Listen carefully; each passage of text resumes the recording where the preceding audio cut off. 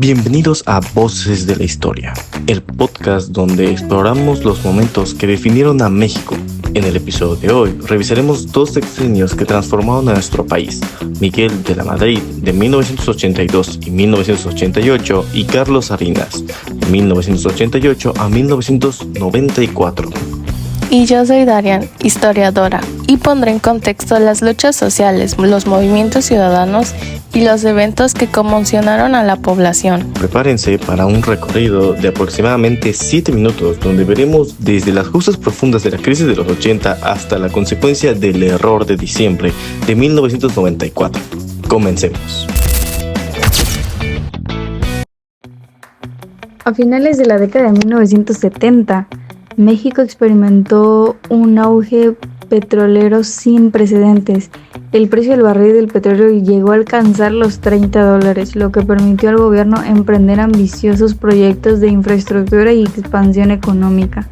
Sin embargo, a inicios de la década de 1980, los precios internacionales del petróleo se desplomaron, provocando una fuerte caída en los ingresos del país. Al mismo tiempo, la deuda externa se disparó, pasando de $20,000 millones en 1976 a $87,000 millones en 1982. Las consecuencias fueron devastadoras. La inflación superó el 100% en 1982 y el peso perdió más del 50% de su valor frente al dólar. Esta combinación de endeudamiento descontrolado y pérdida de competitividad preparó el terreno para una profunda crisis económica. En medio de esta tormenta económica, Miguel de la Madrid asumió la presidencia en diciembre de 1982, presentándose como una promesa clara: la renovación moral del país. Fue así que en enero de 1983 el presidente Miguel de la Madrid lanzó el programa inmediato de reordenación económica, el PIRE, una estrategia acordada con el Fondo Monetario Internacional, el FMI, para estabilizar la economía mexicana. Este programa incluía medidas drásticas. 1. El incremento de las tasas de intereses y ajustes en el tipo de cambio. 2. Eliminación de subsidios a productos básicos como alimentos y medicinas. 3. Reducción del gasto público en un 15%. 4. Renegociación de la deuda externa, buscando mejores condiciones. Paralelamente, de la Madrid impulsó la apertura económica del país, al promover la entrada de México al Acuerdo General sobre Aranceles Aduaneros y Comercio GATT en 1986. Integrando a México al comercio internacional. Estas políticas lograron ciertos resultados. El déficit fiscal se redujo del 16.9% al 8.6% del PIB en 1984 y la inflación bajó del 81%. Sin embargo, el costo fue alto. El Producto Interno Bruto se contrajo en menos 0.5% ese mismo año. Las familias mexicanas fueron las más afectadas. Sus ingresos reales se desplomaron en más de 50% entre 1982 y 1985, obligando a muchas de ellas a buscar sustento en la economía informal. Y para el 19 de noviembre de 1984, una tragedia sacudió a México. La planta de gas en San Juan Ixhuatepec explotó, provocando un desastre de enormes proporciones. Más de 500 personas perdieron la vida y miles resultaron heridas.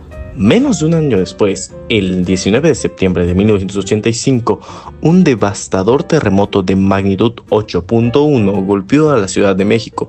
Las cifras de víctimas oscilaron entre 10,000 y 40,000 fallecidos, dejando una huella imborrable en la historia del país. La respuesta del gobierno fue lenta y en un principio el presidente Miguel de la Madrid rechazó la ayuda internacional, lo que generó fuertes críticas tanto a nivel nacional como internacional. Sin embargo, en medio del caos surgió la esperanza. Brigadas ciudadanas del rescate se organizaron espontáneamente, como lo son los arquitectos, estudiantes y vecinos, se convirtieron en héroes anónimos, formando equipos para buscar sobrevivientes y distribuir víveres. Este poderoso movimiento civil fue el punto de partida para el auge de las organizaciones no gubernamentales, ONG, en México, marcando el inicio de una nueva era de participación ciudadana. En 1987, figuras políticas disidentes como Cuauhtémoc Cárdenas y Porfirio Muñoz Ledo fundaron la corriente democrática dentro del PRI, buscando impulsar reformas y mayor democratización. Sin embargo, al postularse Carlos Salinas de Gortari como candidato presidencial, la corriente democrática se rebeló contra esta decisión, lo que llevó a su expulsión del PRI y finalmente a la fundación del Partido de Revolución Democrática, PRD, en 1989. En las elecciones intermedias de 1888 se reflejó un cambio significativo. El Partido de Acción Nacional, el PAN, ganó fuerzas y el PRI perdió la mayoría absoluta en la Cámara de Diputados, marcando un punto de inflexión en la política mexicana. La elección presidencial en 1988 estuvo marcada por la controversia. Cuando Cuauhtémoc Cárdenas iba al frente en el conteo, el sistema informático oficial se cayó inesperadamente y al reanudarse, Carlos Salinas de Gortari apareció con ventaja. Esta situación generó múltiples denuncias de fraude electoral, pero el Instituto Nacional Electoral, INE, no procesó los recursos presentados para investigar y aclarar las irregularidades.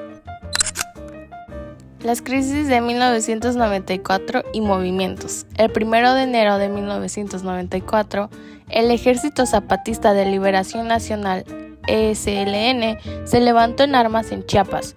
En su declaración de la Selva Lacandona, exigieron el reconocimiento de los derechos indígenas y justicia social para las comunidades marginadas. El 23 de marzo de ese mismo año, Luis Donaldo Colosio fue asesinado en Lomas Taurinas, Tijuana, y su discurso en Monterrey, donde habló de una revolución democrática, quedó trágicamente inconcluso. La combinación del déficit fiscal y comercial junto con la fuga masiva de capitales provocó la crisis conocida como el error de diciembre de 1994, en el cual el peso perdió el 50% de su valor y el Producto Interno Bruto se contrajo un 6.2% en 1995. El día de hoy vimos cómo las políticas implementadas por De la Madrid y Salinas transformaron profundamente a México, logrando avances macroeconómicos, pero también generando altos costos sociales. ¿Realmente fue necesaria tanta autenticidad para estabilizar la economía?